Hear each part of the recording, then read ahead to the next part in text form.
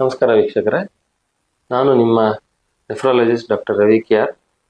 ಇವತ್ತಿನ YouTube channel topic ಏನಂದರೆ ಒಬೆಸಿಟಿನ ನಾವು ಹೇಗೆ ಕಂಟ್ರೋಲ್ ಮಾಡ್ಬೋದು, ಹಾಗೆ ಒಬೆಸಿಟಿಯಿಂದ ಆಗುವಂತಹ ನಮ್ಮ ದೇಹಕ್ಕೆ ಆಗುವಂಥ ದುಷ್ಪರಿಣಾಮದಿಂದ ನಾವು ಹೇಗೆ ಕಾಪಾಡ್ಕೊಳ್ಬೋದು, ಹಾಗೂ ಇವತ್ತಿನ ನಮ್ಮ ಸನ್ನಿವೇಶದಲ್ಲಿ ಒಬೆಸಿಟಿ ಅಥವಾ ಬೊಜ್ಜು ಹೆಚ್ಚಿರುವಂಥ ಪೇಷಂಟ್ಗಳಿಗೆ ಏನು ಟ್ರೀಟ್ಮೆಂಟ್ ಆಪ್ಷನ್ಸ್ ಇದೆ ಅನ್ನೋದ್ರ ಬಗ್ಗೆ ಡಿಸ್ಕಸ್ ಮಾಡೋಣ. ಈ ಹಿಂದಿನ ಹಳೆ ವಿಡಿಯೋದಲ್ಲಿ ಹೇಳಿದ್ದೆ, ಒಬೆಸಿಟಿ ಅನ್ನೋದು ಒಂದು ಸಾಮಾಜಿಕ ಪಿಡುಗಾಗಿ ನಮಗೆ ಕಾಣಿಸ್ತಾ ಇದೆ.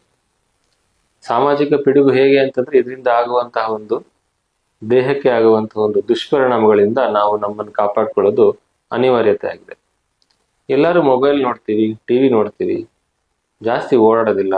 ಅದರಿಂದ ಮಕ್ಕಳಿಂದ ಹಿಡಿದು ದೊಡ್ಡವರವರೆಗೆ, ಸಿನಿಮಾ ತಾರೆಯರಿಗೆ, ಸೆಲೆಬ್ರಿಟೀಸ್ಗಳಿಗೆ, ಮಲ್ಟಿನ್ಯಾಷನಲ್ ಕಂಪ್ನಿ ಇರುವಂತಹ ಜನರಿಗೆ, ಪ್ರತಿಯೊಬ್ಬರಿಗೂ, ಅದಲ್ಲದೆ ಡಾಕ್ಟರ್ಗಳಿಗೂ ಕೂಡ ಈ ಬೊಜ್ಜುತನ ನಿವಾರಣೆ ಬಹು ಮುಖ್ಯವಾಗಿದೆ.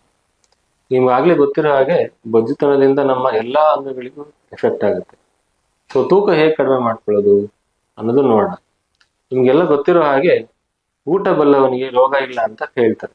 ಅದು ಇವತ್ತಿಗೂ ಕೂಡ ನಿಜವಾಗಿ ನಾವು ನೋಡ್ತಾ ಇದ್ದೇವೆ. ಈ ಒಬೆಸಿಟಿ ಏನು ಬೊಜ್ಜುತನ ಇದೆ, ಅದಕ್ಕೆ ನಾವು ಊಟದಲ್ಲೇ ನಮ್ಮ ಆಹಾರ ಕ್ರಮನ ನಾವು ಚೇಂಜ್ ಮಾಡ್ಕೊಳ್ಳೋದು ತುಂಬಾ ಇಂಪಾರ್ಟೆಂಟ್.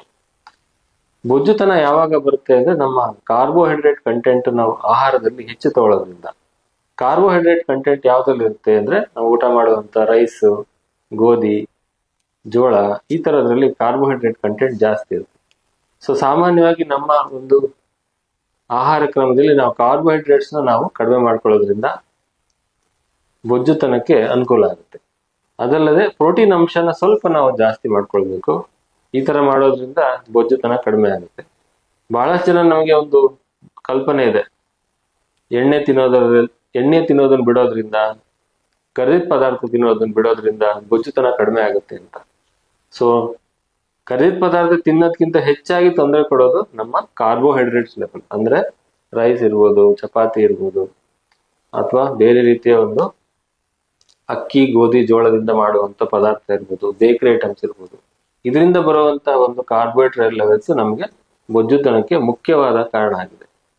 ಸೊ ಹಾಗಾಗಿ ನಾವು ಆಹಾರ ಕ್ರಮದಲ್ಲಿ ಕಾರ್ಬೋಹೈಡ್ರೇಟ್ಸ್ ನ ಆದಷ್ಟು ಕಡಿಮೆ ಮಾಡಬೇಕು. ಅಂದ್ರೆ 25 to 30% ನಾವು ಏನ್ ಆಹಾರ ತಗೊಳ್ತೀವಿ ಅದು ಮಾತ್ರ ನಾವು ಕಾರ್ಬೋಹೈಡ್ರೇಟ್ಸ್ ನ ತಗೊಳ್ಬೇಕಾಗುತ್ತೆ. ಇದನ್ನ ಹೇಗ್ ಮಾಡೋದು ಅಂತಂದ್ರೆ, ತರಕಾರಿಗಳನ್ನ ನಾವು ಜಾಸ್ತಿ ತಿನ್ಬೇಕು. ಉದಾಹರಣೆಗೆ, ನೀವು ಆಹಾರ ತಗೊಳ್ಳೋ ಕ್ರಮದಲ್ಲಿ ಒಂದು ಚಪಾತಿಗೆ ಜಾಸ್ತಿ ಪಲ್ಯ ಯೂಸ್ ಮಾಡ್ಬೇಕು. ಅವಾಗ ಏನಾಗುತ್ತೆ, ನಮ್ಗೆ ಜಲ್ದಿ ಹಸುವಾಗೋದಿಲ್ಲ.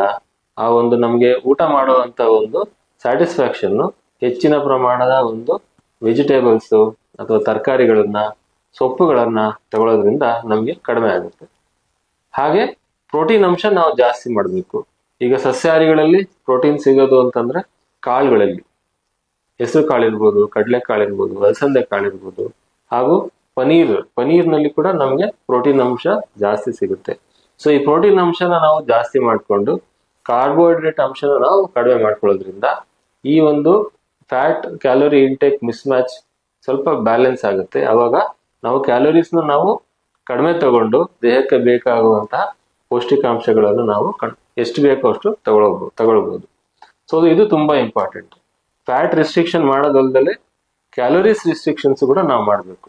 ಕ್ಯಾಲೋರೀಸ್ ಬರುವಂತ ಹೆಚ್ಚು ಆಹಾರ ಕ್ರಮ ಅಂತಂದ್ರೆ ಸ್ವೀಟ್ಸ್ ಇರ್ಬೋದು, ಅಥವಾ ಕಾರ್ಬೋನೇಟೆಡ್ ಡ್ರಿಂಕ್ಸ್, ನಾವು ಜ್ಯೂಸ್ ಕುಡಿತೀವಲ್ಲ ಬಾಟಲ್ ಅಲ್ಲಿ ಬರುವಂತ, ಅದನ್ನೆಲ್ಲ ನಾವು ರಿಸ್ಟ್ರಿಕ್ಟ್ ಮಾಡೋದ್ರಿಂದ ನಮ್ಮ ಕಾರ್ಬೋಹೈಡ್ರೇಟ್ ಲೆವೆಲ್ಸ್ ನಾವು ಕಡಿಮೆ ಮಾಡ್ಕೊಳ್ಬಹುದು. ಹೆಚ್ಚಿನ ತರಕಾರಿಗಳು, ಕಾಳುಗಳನ್ನ ತಗೊಳ್ಳೋದ್ರಿಂದ ಪ್ರೋಟೀನ್ ಅಂಶನ ಜಾಸ್ತಿ ಮಾಡ್ಬೋದು, ಹಾಗೂ ನಮಗೆ ದೇಹಕ್ಕೆ ಬೇಕಾಗುವಂತ ನ್ಯೂಟ್ರಿಷನ್ಸ್ ನಾವು ಚೆನ್ನಾಗಿ ಮೇಂಟೈನ್ ಮಾಡ್ಬೋದು. ಸೊ ಇದು ಆಹಾರ ಕ್ರಮ. ಹಾಗೆ ಮಾಂಸಾಹಾರಿಗಳಲ್ಲಿ ಹೆಚ್ಚು ಫ್ರೈ ಮಾಡ್ದಲೇ ಇರುವಂತ ಆಹಾರನ ತಗೊಳ್ಳಿ, ಅಥವಾ ಆ ಸ್ಕಿನ್ ನ ತೆಗೆದ್ಬಿಟ್ಟು ತಗೊಳ್ಳುವಂತ ನಾನ್ ವೆಜಿಟೇರಿಯನ್ ತಗೊಳ್ಳೋದ್ರಿಂದ ಕಾರ್ಬೋಹೈಡ್ರೇಟ್ ಲೆವೆಲ್ ನೀವು ಕಂಟ್ರೋಲ್ ಮಾಡ್ಬೋದು. ಹಾಗೆ ಪ್ರೋಟೀನ್ ಲೆವೆಲ್ ನೀವು ಜಾಸ್ತಿ ಮಾಡ್ಬೋದು.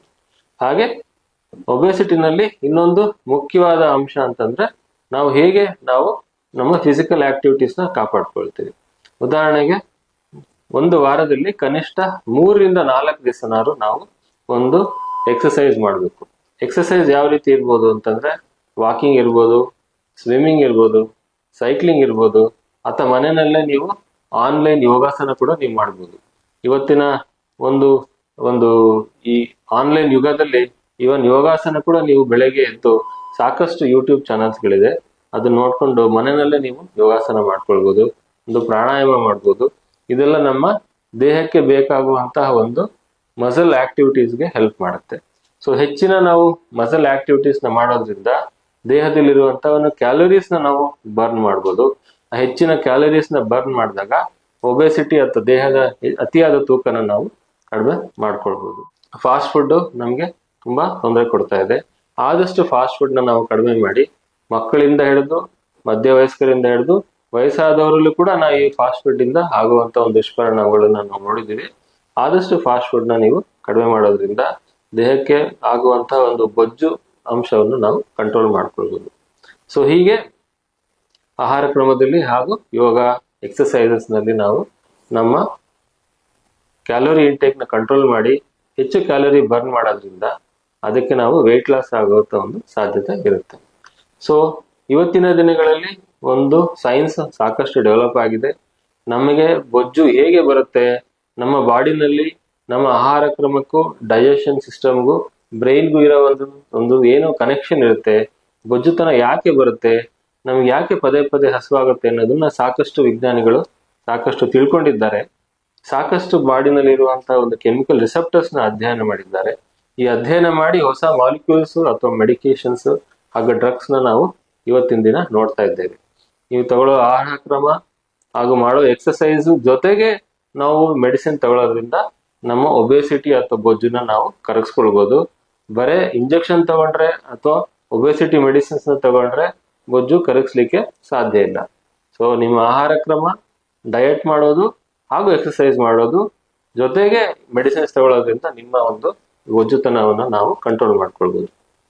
ಹಾಗೆ ಬಹಳಷ್ಟು ಜನಕ್ಕೆ ಒಂದು ಸರ್ಜಿಕಲ್ ಆಪ್ಷನ್ಸ್ ಕೂಡ ಉಂಟು. ನೀವು ಹೇಗೆ ಮೆಡಿಸಿನ್ ತಗೊಂಡಿದ್ದೀರಾ, ಡಯಟ್ ಮಾಡಿದ್ದೀರಾ ಹಾಗೂ ನಿಮ್ಮ ಆರೋಗ್ಯದಲ್ಲಿ ಇಂಪ್ರೂವ್ಮೆಂಟ್ ಕಾಣ್ತಾ ಇಲ್ಲ ಅಂತ ಇತ್ತು ಅಂದ್ರೆ ಅದಕ್ಕೆ ಸರ್ಜಿಕಲ್ ಪ್ರೊಸೀಜರ್ ಕೂಡ ಇದೆ. ನಿಮ್ಮ ಒಂದು ಆಪರೇಷನ್ಗಳ ಮುಖಾಂತರ ನಿಮ್ಮ ಡೈಜೆಷನ್ ಸಿಸ್ಟಮ್ ಅಂದ್ರೆ ನಿಮ್ಮ ಸ್ಟೊಮಕ್ ಇರ್ಬೋದು ಅಥವಾ ಕರಳುಗಳಿರ್ಬೋದು, ಅಲ್ಲಿ ಒಂದು ಆಪರೇಷನ್ ಮಾಡಿ, ಮೇಜರ್ ಆಪರೇಷನ್ ಮಾಡಿ ಅದಕ್ಕೆ ಒಂದು ಶಸ್ತ್ರಚಿಕಿತ್ಸೆ ಸರ್ಜಿಕಲ್ ಅಂತ ಹೇಳ್ತೀವಿ, ಆಂಟಿ ಒಬೆಸಿಟಿ ಸರ್ಜರಿ ಅಂತ ಹೇಳ್ತೀವಿ. ಇದು ಕೂಡ ಸಾಕಷ್ಟು ಜನ ಮಾಡಿಸ್ಕೊಂಡು ಅದಕ್ಕೆ ಒಳ್ಳೆಯ ಒಂದು ಔಟ್ಕಮ್ ಕೂಡ ಇದೆ. ಆದರೆ ಈ ಎಲ್ಲಾ ಆಪರೇಷನ್ಗಳಿಗೂ ಹಾಗೆ ಒಬೆಸಿಟಿ ಕಡಿಮೆ ಮಾಡುವಂತ ಆಪರೇಷನ್ಗೂ ಹಾಗೂ ಮೆಡಿಸಿನ್ಗೂ ನಿಮ್ಮ ಉತ್ತಮ ಒಂದು ರಿಸಲ್ಟ್ಸ್ ಬರಬೇಕು ಅಂದ್ರೆ ಆಹಾರ ಕ್ರಮ, ಫುಡ್ ಹ್ಯಾಬಿಟ್ಸ್ ಹಾಗೂ ನಿಮ್ಮ ಎಕ್ಸಸೈಸ್ ತುಂಬಾ ಇಂಪಾರ್ಟೆಂಟ್ ಆಗುತ್ತೆ. ಸೊ ಹೀಗೆ ಈ ಒಬೆಸಿಟಿ ಅನ್ನೋದು ನಿಮ್ಮ ಮಾನಸಿಕ ಸ್ಥೈರ್ಯನ ಎಷ್ಟು ಚೆನ್ನಾಗಿದೆ ಅನ್ನೋದ್ರ ಮೇಲೆ ಈ ಒಂದು ಪಿಡುಗನ್ನ ನೀವು ಕಂಟ್ರೋಲ್ ಮಾಡ್ಕೊಳ್ಬಹುದು. ಸೊ ಈ ಒಬೆಸಿಟಿ ಮೆಡಿಸಿನ್ಸ್ ಹಾಗೂ ಡಯಟ್ ಬಗ್ಗೆ ನಾವು ಸಾಕಷ್ಟು ಚರ್ಚೆ ಮಾಡಿದ್ದೇವೆ. ಇದರಿಂದ ಇನ್ನೂ ನಾವು ಆರೋಗ್ಯನ ಇಂಪ್ರೂವ್ಮೆಂಟ್ ಮಾಡ್ಕೊಳ್ಬಹುದು. ಇವತ್ತಿನ ನಮ್ಮ ಸಾಮಾಜಿಕ ಪಿಡುಗಾಗಿ ಏನು ಈ ಒಬೆಸಿಟಿ ನಮಗೆ ಕಾಣ್ಕೊಳ್ತಾ ಇದೆ ಅದನ್ನ ಎಲ್ಲರೂ ಈ ಒಂದು ಒಟ್ಟುಗೂಡಿಸಿ ನಾವು ಇದನ್ನ ಎದುರಿಸಬೇಕಾಗ್ತದೆ. ಹಾಗೂ ಇದನ್ನು ನಮ್ಮ ಮುಂದೆ ಇನ್ನು ನಮ್ಮ ದೇಹಕ್ಕೆ ಬೇಕಾಗುವಂತಹ ಆರೋಗ್ಯ ಕ್ರಮನ ಇಂಪ್ರೂವ್ಮೆಂಟ್ ಮಾಡ್ಲಿಕ್ಕೆ ಅನುಕೂಲ ಆಗ್ತದೆ.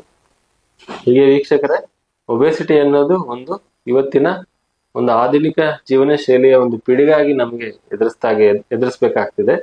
ಇದಕ್ಕೆ ಉತ್ತಮವಾದ ಆಹಾರ ಸೇವನೆಯಿಂದ, ಉತ್ತಮವಾದ ಆರೋಗ್ಯ ಒಂದು ಎಕ್ಸಸೈಸ್ ಇಂದ, ನಮ್ಮ ಡೈಲಿ ಮಾಡುವಂತ ಎಕ್ಸಸೈಸ್ ಇಂದ ಹಾಗೂ ಇದಕ್ಕೆ ಸೂಕ್ತವಾದ ಚಿಕಿತ್ಸೆ ತಗೊಳ್ಳೋದ್ರಿಂದ ಈ ಸಾಮಾಜಿಕ ಪಿಡುಗನ್ನು, ಒಬೆಸಿಟಿಯನ್ನು ನಾವು ಕರೆಕ್ಟ್ ಆಗಿ ಎದುರಿಸ್ಕೋಬಹುದು. ಇದೆಲ್ಲರೂ ನಾವು ಕೈ ಸೇರಿಸಿ ಈ ಒಂದು ಒಬೆಸಿಟಿನ ನಾವು ಎದುರಿಸೋಣ. ನಮಸ್ಕಾರ.